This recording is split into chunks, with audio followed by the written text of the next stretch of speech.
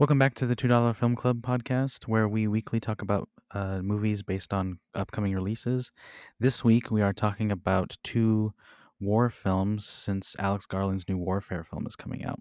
The titles are Black Hawk Down by Ridley Scott and The Hurt Locker by Catherine Bigelow. No, but I know me and you had talk about Alex Garland like a few minutes ago, and we've never like really talked about him before because war films, at least, it's really interesting because I think Alex Garland did Civil War back in 24 last year. One of my favorite movies from last year. I think it has like one of the most haunting final images that I've seen in a film from a long time. So I find it very interesting that he follows that up with another war film. Like you could tell that Civil War is obviously about an American feud, and that's the really good thing about the movie is it's not very clear on like who the good and bad people are. It's just like this side's bad, but this side's also supposed to be good. He doesn't make any claims, but you could see how like Civil War fits into like the world narrative of today. And it's really weird because his last film before that was Men, Annihilation, and Ex Machina. Like just a really weird filmography from this guy. One that I say I really like, with the exception of Men. I don't think it really worked for me, but I know you haven't seen that. What'd you think about Annihilation? I liked Annihilation. It's definitely a weird movie, but it kind of seems like all of his are. That Annihilation is the only one I've seen. So all of those movies you listed, I've heard they're really good, but I've never sat down and watched any of them. I remember Civil War coming out, and I remember it being a big deal when it did. And I don't know, I definitely would say that I was surprised to find that he was doing another like war film, but I guess from what I've seen from like the trailers between Civil War and Warfare, they look very different. Um, like Civil War, I don't know if I'd say Civil War is like a It's traditional vibrant. war movie, and then Warfare kind of feels more like it definitely feels more like the movies that we're going to be talking about today. Again, I haven't seen it, but just going off like the trailers, and I'm curious. I feel like this is going to be like when we talked about Steven Soderbergh, and I'm just going to become a lot more interested in like looking at his filmography. But going back to Annihilation, I remember seeing that, and it had been on my list for a while, and it's just like this weird, like yeah, I guess like it's kind of like a science fiction horror film. Um, I know it's based on a book, but I've never like read it or sought it out. But yeah, I liked it. Uh it's got a lot of good performances in it, and it's got some like wacky shit that goes on. No, yeah, I absolutely agree, and that's why I think it's so weird to see like it's obvious he has kind of made a shift between Ex Machina, Annihilation, and Men, which kind of feels like he's dabbling in areas of interest. But now with Warfare coming out, like you'd mentioned before, this feels like much more of those early 2000s to 2010 with why am I blanking on the name of the movie? I think it was like 2010, 2011. It's got Chris Pratt in it. It's the one where they show how they killed Osama bin Laden. Um, Zero Dark I 30. Zero Dark 30. Yeah, Yeah, Zero I've never Dark seen that one. 30. Neither have I, but there's that decade long stretch where you have films like Black Hawk Down, in 2001, The Yeah, Hurt Locker in 2008, and then Zero Dark 30 in like 2010, 2011. And this kind of feels like it's going back to that, which I think is more of an interesting fact because those war films were coming in a dire time of fighting in the Middle East. And I yeah, think it's interesting that now we're starting to see more relevant films, in particular by Alex Garland, with very much of the internal civil war that like America's having with one another right now. Now, not to the extent of the movie, but the movie overplays such drastic measures that could easily become a probability in Mhm. America. And I feel like the same thing is going to be happening with the warfare. So when we were talking about the schedule of what to watch, I thought it'd be really interesting to go back and watch The Hurt Locker, which I'll say now I prefer more than Black Hawk Down. But 100%, I'd never seen Black Hawk Down until now, neither had but I. still another fantastic film. Um, Yeah, so I I say we just get into Black Hawk Down. yeah, I mean, real quick, I do wanna say, like, that was one of the reasons why I didn't like, I didn't watch Civil War was because it did feel a little too too relevant at the time. I should probably go back and watch it now, but, I mean, yeah, I don't know. I heard a lot of good things about it, though. I mean, I know like, you came in to class one day, like, you had just seen it, and everyone was like raving about it. But it's definitely interesting talking about these two films in comparison to Garland's new film because obviously at the time, like these were still kind of like ongoing issues. I know Black Hawk Down isn't really like it's not like the like how do I even say this like I don't know. I think a lot of war film like modern warfare films focus on like Afghanistan and Iraq, and even like warfare that's coming out in a couple days talks like it takes place in Iraq. And so that's the one thing about Black Hawk Down that's a little different is it's not set in either of those places. Um, but yeah, it's definitely interesting looking at them because they are two very different types of war films. Because in my opinion, Black Hawk Down is like your standard Hollywood like war film, and then The Hurt Locker is I mean, it was an indie film, so that it kinda makes sense, but it's definitely a lot more grounded, I feel. Something I found interesting with Black Hawk Down is I had no clue Ridley Scott directed this until I turned the movie on, Yeah, what's funny about that is which was that very shocking to me. I turned it on and I started watching it and I was like, yeah, I just, like, as soon as the opening scene started, I was like, didn't Ridley Scott direct this?" It's crazy that it took me, like, 10 seconds of watching it to just be like, "Oh, yeah, that's right, this is a Ridley Scott film."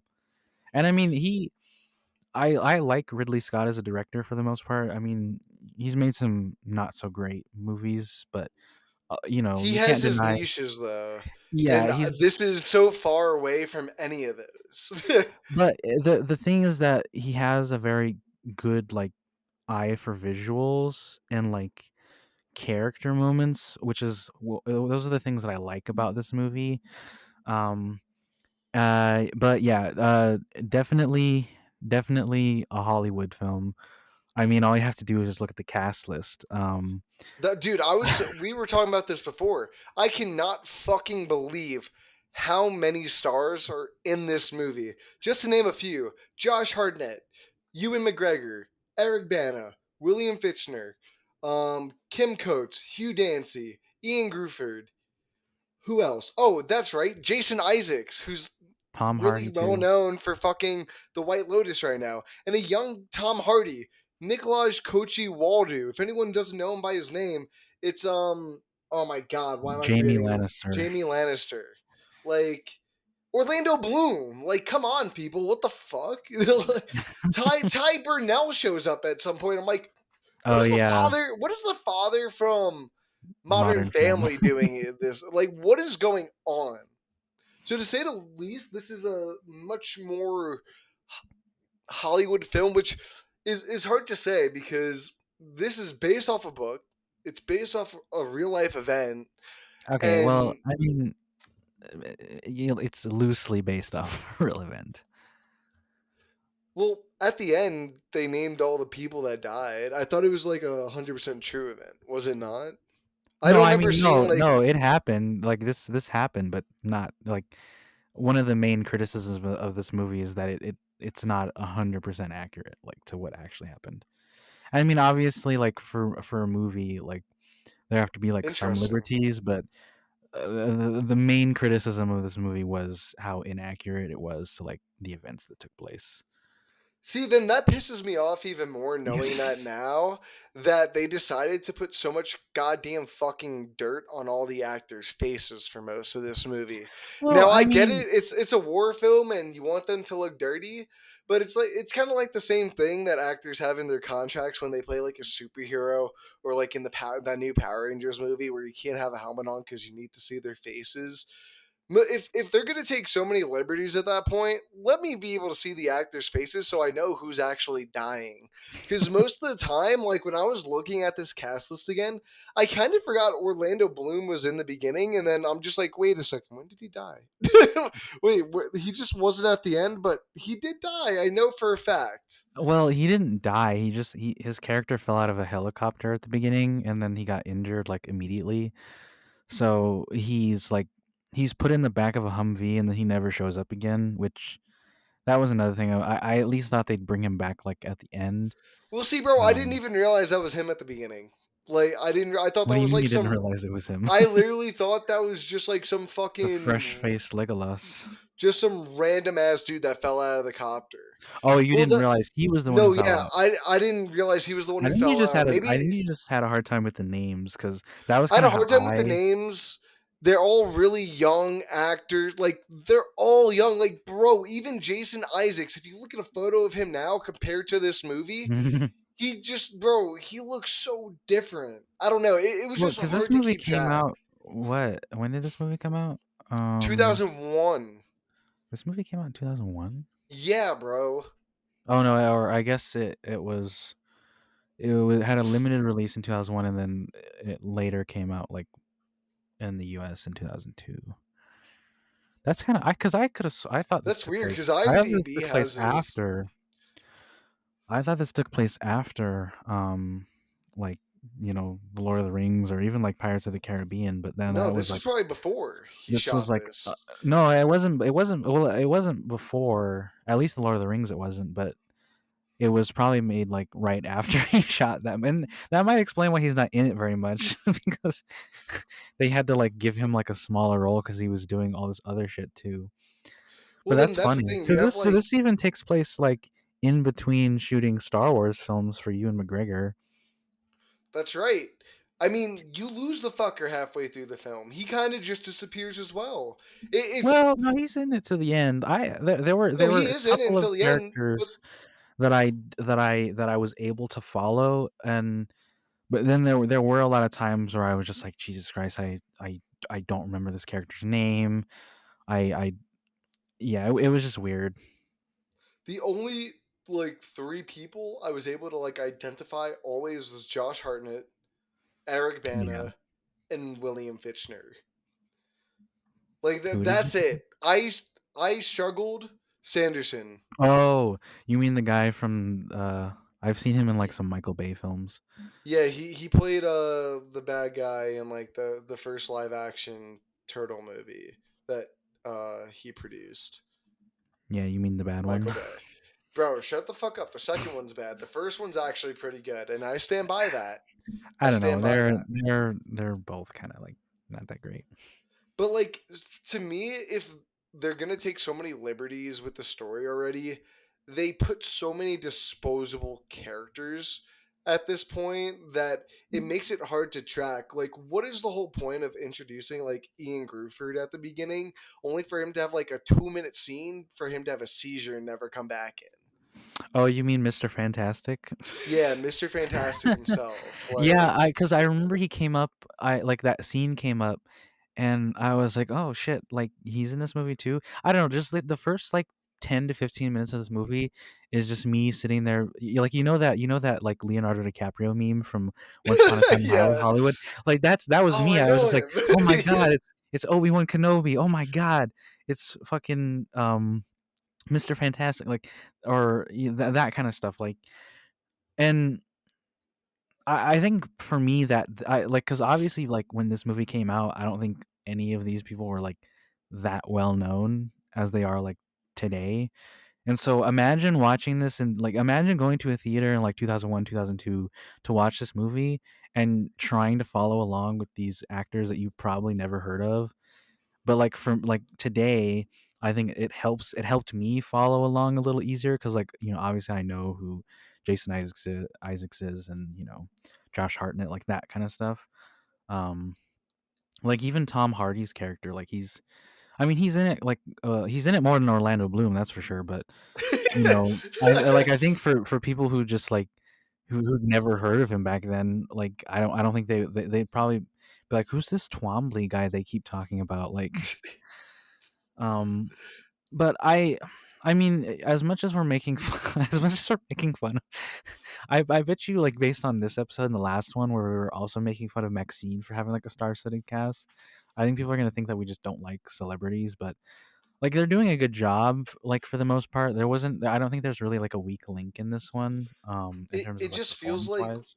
one of those movies where it's just trying to show too much, and it needed to take a step back, because there's a moment where you're in the middle of this film and you're jumping between three different like squad locations and then the Yeah. home base, and you're just circulating between the four, and two of them will be in a fight, one will be in a building talking, and then you'll just be in the war room as everyone's arguing, and it's just a constant rotation of those switching, and it gets so jumbling that that is what like gets me kind of confused in the beginning, as to like, I feel like the movie's telling me to care about Josh Hartnett's character in the beginning and by the end, but nothing in the middle justifies any way you kind of put it. It feels like it just becomes a movie about what's happening rather than following what it's doing to this particular person. Because I don't even. It's hard for me to say character because these people aren't characters, you know. Yeah, that was one of the other main criticisms. The two main criticisms was the historical inaccuracy, and then it kind of lacking on like character development. I mean, that kind of makes sense when you realize that it's based on a true story, because it is trying to like tell, you know, events as they happen. But they Um, chose not to anyway, and that's what's like the frustrating part, though. well, I mean, if I think if you looked at like a synopsis of the movie, like Let's see. it would be fine as like a historical like retelling. But if once you get into like, you know the nitty gritty, like, you know what I mean, like it Yeah. it sounds like something that you could just put in, like, I don't know, a 10th grade history book and call it a day, even though there's more to it. And I agree with what you're saying, like it struggles to like, because it's trying to keep a fast pace, but it's also trying to keep us remembering like these other characters. And I'm not gonna lie, it's called Black Hawk Down, but like the majority of time we spent is like away from like that crash site. And I feel like if it had just focused on like that specific part, it wouldn't be so confusing, because we wouldn't be worried about, the Humvees trying to get there and then trying to get out, and transporting the prisoners, and then the other bird that like crashes, and you know Well, it kind of feels like. Have you ever seen Saving Private Ryan? I have. It kind of feels like if you watch Saving Private Ryan, but cutting in between all the different groups before they meet up with each other in like a certain Yeah. town, like especially towards the end when they get to the town barricading the bridge. Hmm. Like imagine if you just took 30 minutes of not seeing what they just done, and instead watching the crew meeting up with them with Private Ryan. I feel like it just it takes away from the like any emotion that you try to give the film, because by the end I thought the speech was really nice that Josh Hartnett gave, and he's just a really good actor, so you got a good performance, and I think that's what really worked with his speech. Hmm. But you don't really get a good sense of many of the relationships in this film outside of like Josh Hartnett and Eric Bana, and Hmm. and honestly, Ewan McGregor a little bit, and fuck, what's his name, and William Fitchner. Like those are the only real characters you get any sense of a relationship with. The rest are kind of just like you were saying. Orlando Bloom just falls out of the helicopter. He's dead. irrelevant character. Ian Gruford has one like a 2 minute scene that accounts to nothing for Josh Hartnett's character. Like there's no Chekhov's gun. There's nothing that warrants having this discussion other than like padding the runtime. Because ultimate Yeah. like that's my thing. Yeah, I think the this film's biggest downgrade is just the fact that it is there's too much going on, and the movie, like, like when you see the title and some of the marketing stuff, you're like, oh, this is about like a helicopter crash, but it's not, because like, I mean, it is, but it's not at the same time. It's mostly about like this like multinational um uh like military operation um in, what is it, Somalia? Yeah. Yeah, in Somalia, where they're having where they're having their own, like, civil war that's going on.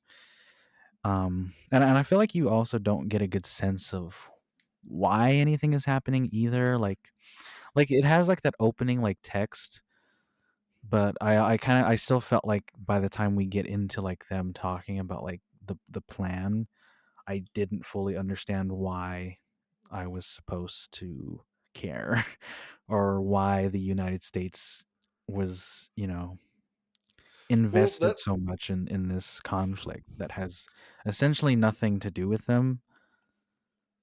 And well, and they that's try another thing. to, but it doesn't really go very deep. Like they have those conversations of like we really don't want to be here, but like we have to. Like it's there, but they don't go any deeper than like basic surface level conversations or acknowledgement of what's happening. Yeah, and that's why it feels more like a Hollywood, because it's supposed to feel very like patriotic and very US central. But then when if you I mean, if you just take a second to stop thinking about whatever, shootouts happening on screen, it's very easy to see that there should be something. That's my main problem with the movie is, like, by the end of it, I felt like it didn't really have that much to say, and that's why, like, The Hurt Locker is a much better movie. Yeah, I agree. The one thing I will give it though is like both these films do a really good job at putting you in the middle of it all in That's two true. vastly different ways that at least kept me hooked enough. You know what I Yeah, like, mean? Even though the I would story's not always there. yeah, I would say, like, Black Hawk Down is still a good movie. Like, I wouldn't have any problem, like, recommending it to someone, especially if that person really likes war films.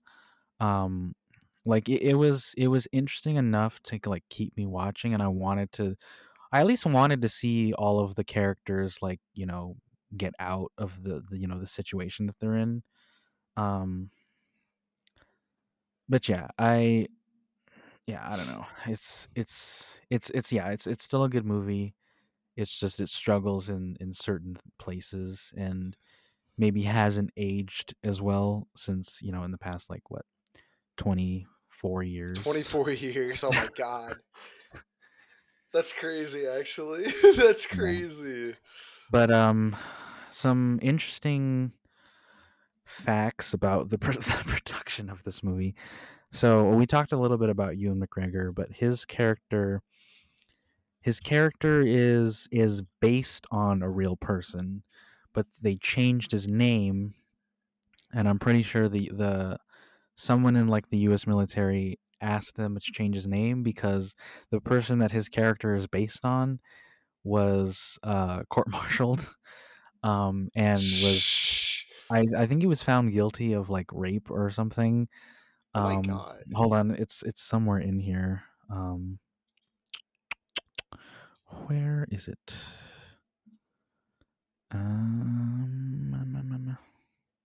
I just had it here. Where the fuck did it go?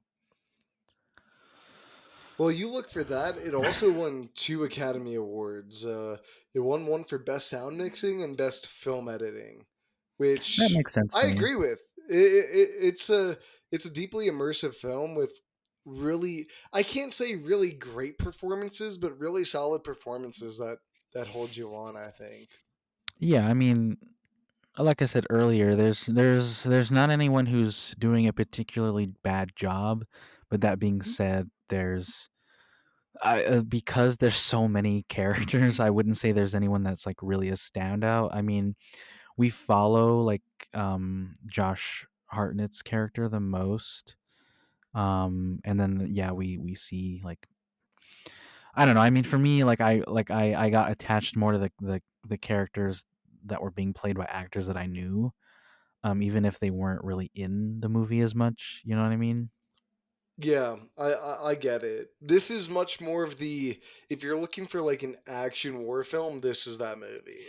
Yeah, yeah. I mean, Ridley Scott's not known for his, Action. historical authenticity in movies, so I wouldn't, I wouldn't suggest watching it for that. Well, bro, Um, did you see his comment to people complaining about Gladiator Two's like authenticity? I remember seeing it, but I don't remember what it was. Do you remember? It was I like guess I could just along the look it up. line. It was like along the lines of, who the fuck is to say that there were fucking coliseums full of water and sharks? It was just like I some think it was random. dumber than that. It might have been, but it was like along those lines or something. Just something Ridley Scott would totally say, you know? Yeah, Ridley Scott is a very what's the word? Enthusiastic director. No, he's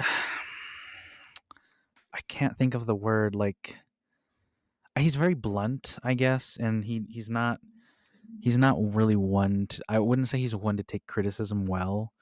Um, don't get me wrong, he's a great director, but at the same time, you know, he'll say I'm some not a fan shit of all because of like his work. have you ever seen that awful Moses film that he did? Was it Oh, Exodus? Noah? Exodus? Oh No, no. no, that's a Darren Aronofsky. He did Exodus with Yeah, Christian Bale, that's right. and I forgot about that he movie. that movie got a lot of criticism for casting just all straight white people. Um, and he said some shit about that too, and it was very ignorant and a little racist. But hold That on, sounds about right, though. story and I don't know, come back. I don't know. I'm trying to find this in the shortest way possible. What did he say? Hold on. Ridley Scott responds to historian. Sure, whatever. Oh, this is what he said. He told historians to get a life.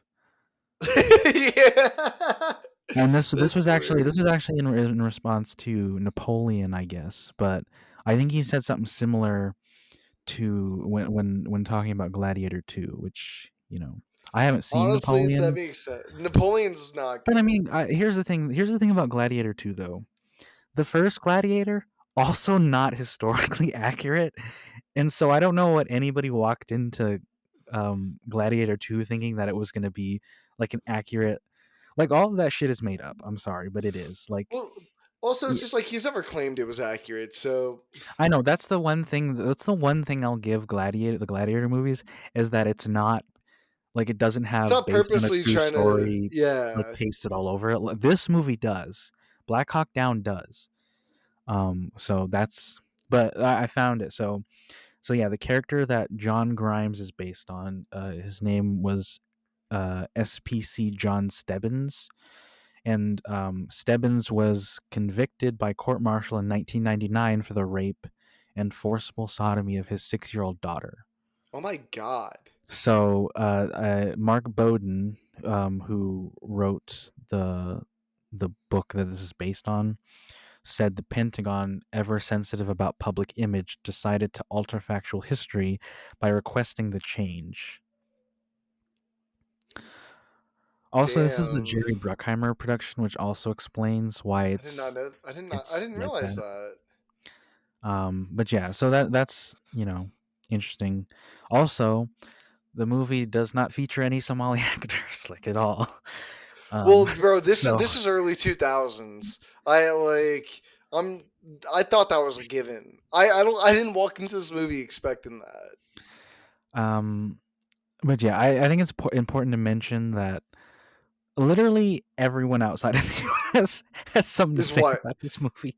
So Oh, the really? the people, people that are depicted in this movie, like the guy at the beginning that they capture on the road.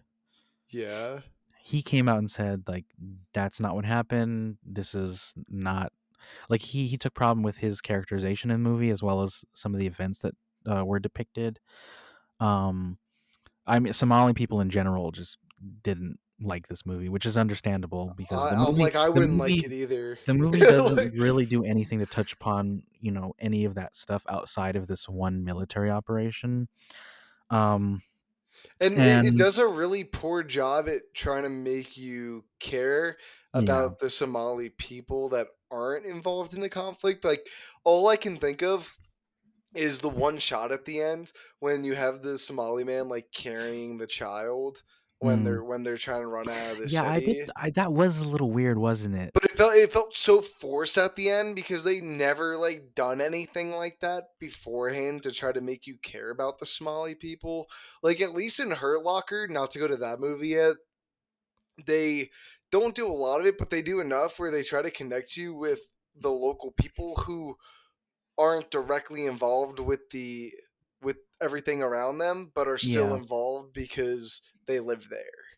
yeah. But yeah, who else had something to say about this movie? Oh, the Pakistani government had something to say because essentially it just boils down to like, oh, this movie wants you to think that um like it was like solely like a U.S. operation when the Malaysian and the Pakistani forces were also like integral. Involved. Yeah, Yeah. and I mean they don't mention Malaysia, but they do mention like I know the Pakistan like forces come like at the end. Um, Well, I also think this is just a good representation of culture in early 2000s. Everything had to be led by, straight white man. The film had to be made by a straight white man, which is a topic we'll talk more about in The Hurt Locker because that's directed by Catherine Bigelow, who also won an Oscar for Best Director and Best Film for that movie. Um, it's just weird with the culture. Everything's got to be America first. Like you were saying, they cut out the pivotal aspects of who else was involved outside of the Americans on the good side, quote unquote. mhm. Um, and it's just like it's just it feels boring and unoriginal so far in the future that it doesn't make the film any more enjoyable, if that makes sense. You know, Yeah. like I don't know if it's Um, because we've gone through all of this in film and cinema with diversity, but it's boring watching just a bunch of white guys, American white guys, fighting other countries for the freedom of America. Say it's based off of a true story when it's pulling loose threads from the true story and taking out all of the other aspects. yeah, and I don't mean to say that like a movie has to be 100% accurate, but there's a fine line They're between claiming it to be accurate. That's the issue. yeah, there's it's a fine line you walk when you decide to retell a story cinematically, and while some changes can be understandable, like where like it's just where do you draw the line on making changes to something? I definitely think they would have put a lot more consideration into all those aspects if it was made like Warfare today, which is why Mm, I'm really curious to see Warfare this weekend. Uh, I think it'll be a really good comparison to Black Hawk Down in particular because it mm, feels like it's fitting more into the narrative of this Delta Squad um, is stuck in a hostile area.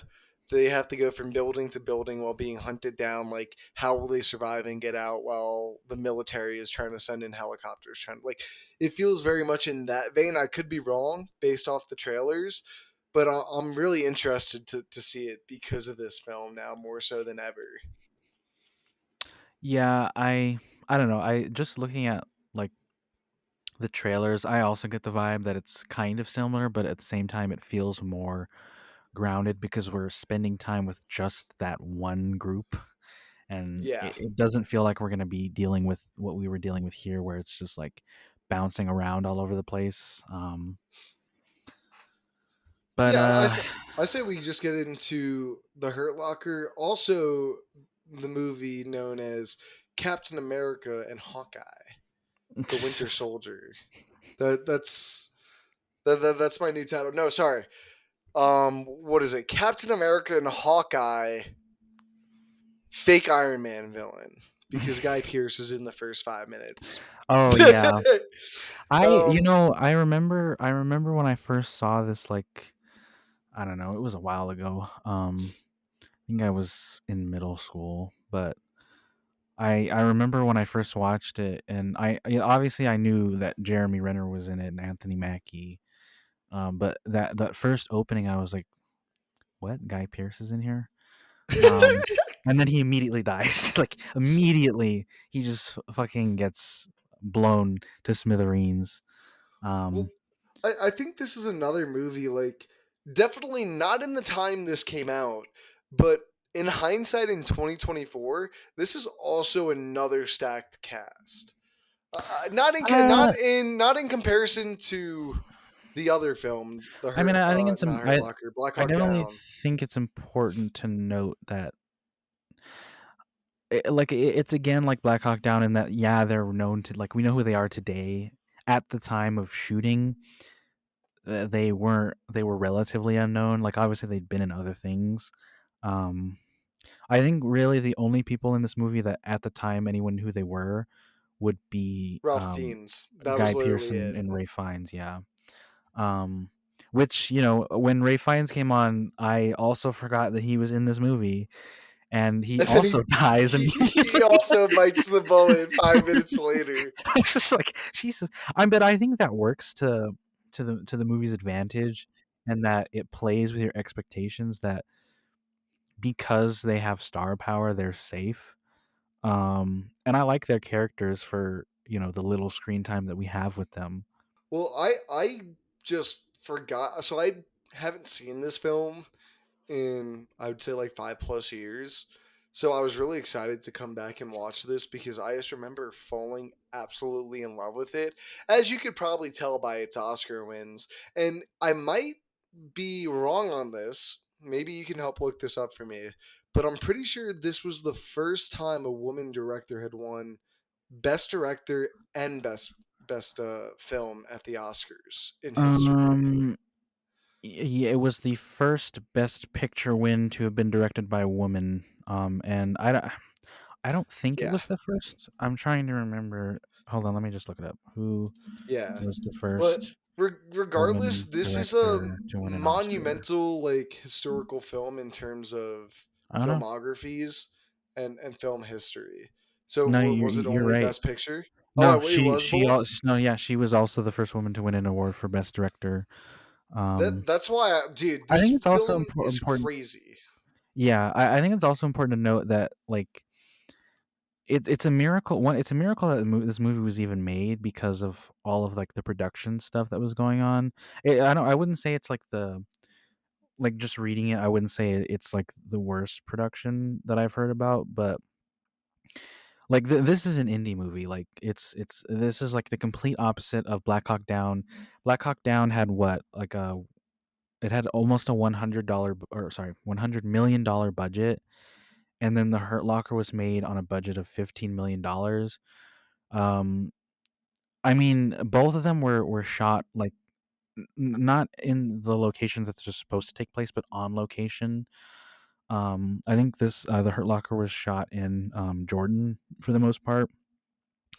Just because it looked a lot similar to where it's actually supposed to take place in the story. But yeah, like nobody really wanted to make this movie except for like Catherine Bigelow and the writer, who they also like helped produce the movie as well. And I think originally it got greenlit with a $30 million budget, but then one of the financiers backed out like a couple weeks into shooting, and so they had to like slash it to like half of that. Um, Damn. but yeah, I mean, just imagine shooting. Imagine only having $15 million, $15 million to play with, and shooting on location in like 120 degree weather. Um, yeah, it definitely seems like it was a little bit of a tough time, but everyone's said good things about it for the most part. Um, but yeah, I really do appreciate that this movie, like, yeah, not only was it like mostly an independent venture, but it also was received very well, and it got a lot of award nominations. Yeah, I would say like I'm not a huge war film person, but outside of Civil War, this is my favorite war film of all time. I think obviously it's a much smaller cast, so you really get to have these intimate moments with like Jeremy Renner's character, Sergeant Williams, Anthony Magic, not Anthony Magic. Oh my God, Anthony Mackie, Sergeant Sanborn, and Brian Garrity's specialist Eldridge. You have this tight knit squad that you come to like form a bond with because it's really it's a fascinating movie because while you have Jeremy Renner doing all of these really crazy fucking things in the film like defusing bombs without the bomb suit, because if you really think about it, that's why the beginning is amazing. It already tells you anything that they do or wear just doesn't matter. So what the fuck is the point in really wearing it? And I don't know, bro. It's just so good because their relationship, it starts out rough because Sanborn doesn't like the edge that Jeremy Renner brings because he's supposed to keep him safe, but then you just watch the guy in the position before Jeremy Renner die because Sanborn can do anything. This film is just much more intimate, that you get a much more satisfying ending, I feel, by the end. On top of, I think the performances are way better. I forgot how good fucking Jeremy Renner was in this movie. Yeah, I mean, I've always liked Jeremy Renner and a lot of the stuff that I've seen him in, and it's interesting because like the day before I watched The Hurt Locker, I also rewatched The Bourne Legacy, which he also does a pretty good performance in. But this, I, I mean, I hadn't I'd seen this movie more recently than you, so I knew going in I was like, this is gonna be a great watch. But I don't know, it just feels like every time I watch it, I appreciate it more. Like to the filming style of this, I really enjoy. It's kind of similar to Black Hawk Down in the sense that, like you said, like it places us like in the middle of the action. But I think I told you like we were messaging. Like the cinematography style reminds me a lot of Traffic because it kind of has like that sort of documentary like guerrilla type feel to it. Um, and that's one of the things that I think helps this movie a lot in making it feel like more real, because it really does just feel like we're watching things as they happen. I mean, this movie's got to be all handheld, right? Just off the top of I my yeah, head. I think most of it is handheld. I think they shot it on like Super 16 millimeter film. Interesting. Um, and just yeah, like handheld all of it.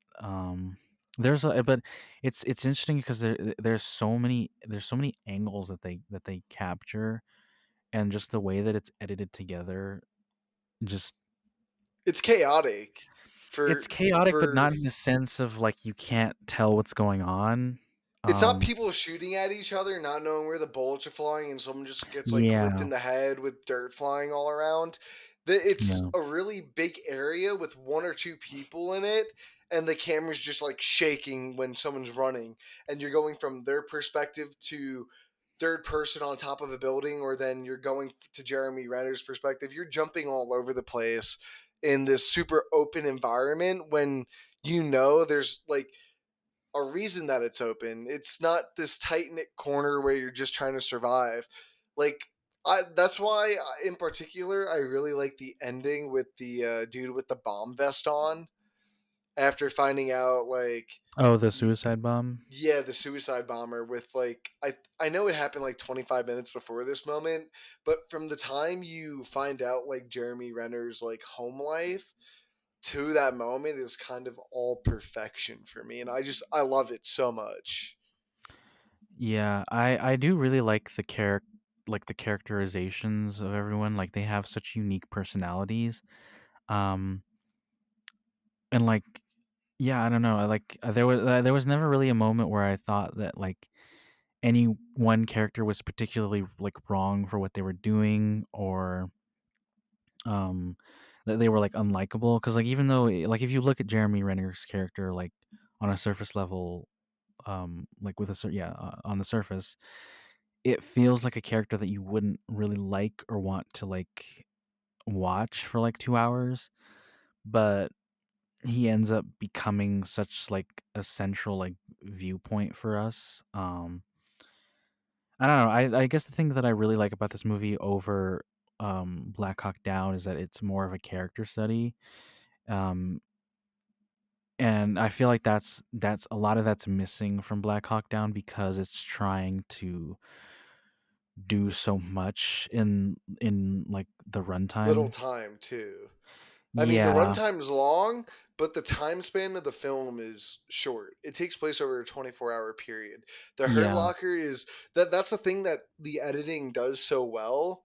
It makes you dread every time the day count for like when their mission's over, when their Yeah. rotations begin for them to go back home, because dude, it was a really devastating feeling at the end watching Jeremy Renner, not his character, not having. I don't want to say he wasn't having a happy life, but you could tell by the performance that he wasn't where he wanted to be. Well, I mean, And you can that's even in that last like I guess conversation that he has, like he with literally just Anthony Mackie, right? no, with his son, like he literally tells his son like I Oh, think there's only one thing in this world that I like love. And we know that it's not it's not it's not being back them. home. I don't know, it like obviously there's a part of it is like the adrenaline rush that he kind of enjoys. But yeah, I feel like you get a good sense in like the conversations that he has about his home life that he doesn't enjoy the the he the idea of like having a wife, well, not even a wife, a relationship that he knows that isn't much of a relationship. It's kind of there because he has a child, and maybe he yeah. doesn't like appreciate having a child because he had it with a woman that he knows is kind of using him, or at least it feels that way. I think it's just that he feels that they don't have a good understanding of each other, because like when he's having that conversation with her in the kitchen and like he's trying to justify why he should go back, and she just like doesn't want to hear it. Um, but also that the way he goes about it too is weird because it's just like why would you like have you seen that meme have you seen that He meme from sounds like he Family gets Guy giddy. where or not, is it Family Guy? Um Fuck, now I can't remember. I'm pretty sure it's Family. The one with the fucking talking toddler. Is it I that don't know one? which Yeah, meme, Family Guy. but The one where it's like who the fuck starts a conversation like that? I just sat down. That's kind of oh what it felt to me. yeah. And that's in that moment I was just like I understand what you're saying, but at the same time that's not how you have a conversation with someone. Like Well, that's why it made it so awkward is because you could like vehemently feel he'd much rather be in the situation of defusing bombs yeah. and saving lives because he feels like that gives him a purpose more so than going I back mean, home. I don't even think it's really about saving people because um like Oh, obviously there are moments where he has that like emotional vulnerability, but like I think for like the first half of the movie, like he does things that he doesn't have to do, and that's Sanborn's main issue with him is that like when he's defusing the car bomb, he's defusing it just to defuse it. Like they get everyone, they evacuate the building, and Sanborn's just like just let it go because he's like, there's no point in us, risking our lives to protect you and potentially getting blown up by this car just so that you can have your fix. Um, but yeah, I think this movie, I really like this how this movie like delves into like the psyche of like these individual like soldiers. And how they all like process it differently, and how they Yeah, process being with each other differently. yeah. Well, because obviously with what's his name? Fuck, now I can't remember his name. The other one, the Eldridge. third one, Eldridge, Eldridge, yeah. like, he's dealing with what happened at the beginning of the movie, and he's sort of, like, feeling, I guess it's kinda like survivor's guilt, and also, like, the fact that he feels like he could have done more to prevent his team leader from dying, Guy Pearce character, um, and then you've got Sanborn who's just trying to make it to the next, like, to the end of this rotation and make sure that everyone's safe, and then you have Jeremy Renner's character, James or Will, who is just there to have a good time, kind of. Obviously, they're like he understands like the severity of what's happening, but he's a very rebellious type character.